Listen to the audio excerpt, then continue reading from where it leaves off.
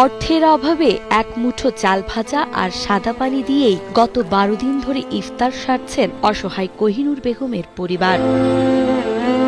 যেখানে একদিনের ইফতারিতে অনেকেই খরচ করেন হাজার থেকে লাখ টাকা, সেখানে সারাদিন রোজা রেখেও কোহিনুরদের প্লেটে জোটে না সামান্য এক টুকরো খেজুর। অন্য কোনো ভালো খাবার তো অনেক দূরের কথা, আর সেহেরি চলে অন্যের থেকে চেয়ে আনা সামান্য শাক লতাপাতা দিয়ে। এভাবেই পঙ্গু স্বামী, বয়োবৃদ্ধ শ্বশুর শাশুড়ি আর 2 অবুঝ সন্তানকে নিয়ে টিকে থাকার লড়াই চালিয়ে যাচ্ছেন এই নারী। মন তো চাইলাম দুটা বাজে যদি না পায় তাহলে তো করার কিছু নেই। চাউল ভাজা, কাঁচামরিচ এলে দিই, আজ তো এলে জুড়ছে, আবার কোনোদিন এলেও পাইনি।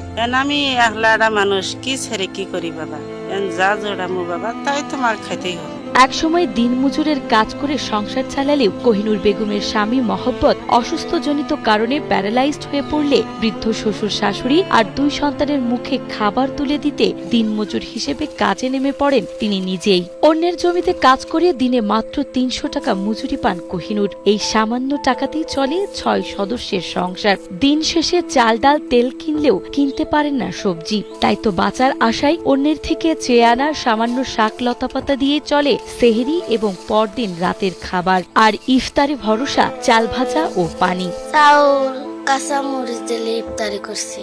এখন আমি একলা কাজ কাম করে কি ভাঞ্জে সংসারটা চলাই।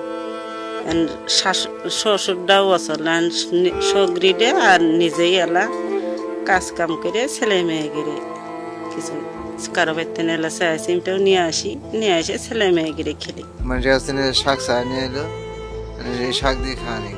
হৃদয় বিদারক এই চিত্রটি রংপুরের কাউনিয়া উপজেলার মধুপুরের হজবত খাজা তিস্তাচরের ডাঙ্গারপাড় এলাকার। রাক্ষসে তিস্তার ভাঙন কয়েক দফায় কেড়ে নিয়েছে এই পরিবারের বসতভিটা ও স্বপ্ন। এখন অন্যের জমিতে ভাড়াই একটি ছোট্ট টিনের চালা তুলে কোনো রকমে রাত কাটান তারা। দিনমজুরের সামান্য সংসার চললেও কন্যা সমতুল্য পুত্রবধূর কষ্টে চোখ ভিজে যায় বৃদ্ধ শ্বশুর শাশুড়ির। এখন মানুষের জগৎ আছি, মানুষের 7 বার করে দাবড়ে দিবার চা, ঘর দিয়ে ভেঙে দিবার চা, যে তুমি জায়গা জমিন তোমরা নেওগা। বেটাও আসল, আমার আসল, বউ আর সারা বছর এই হয় কষ্টে। তবে দারিদ্রতা আর নদী ভাঙনের এই নির্মম চক্রে কেবল কোহিনুর একা আটকে নেই, আটকে আছে তিস্তার তীরবর্তী বিস্তীর্ণ চরাঞ্চলের অধিকাংশ মানুষ। উৎসবের এই দেশে চরবাসীর কাছে ইফতার আজও এক কঠিন সংগ্রামের নাম। অভাবী এই মানুষদের বোবা কান্না সমাজের বৃত্তবানদের বিবেকের কাছে সহায়তা না পাওয়ার এক বিরাট প্রশ্ন ছুড়ে দেয়।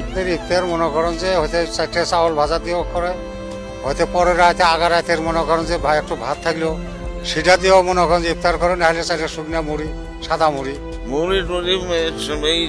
ফল ফলান্তি পাই নেও না, খাবার মন যায় জোটাবার পাইনি।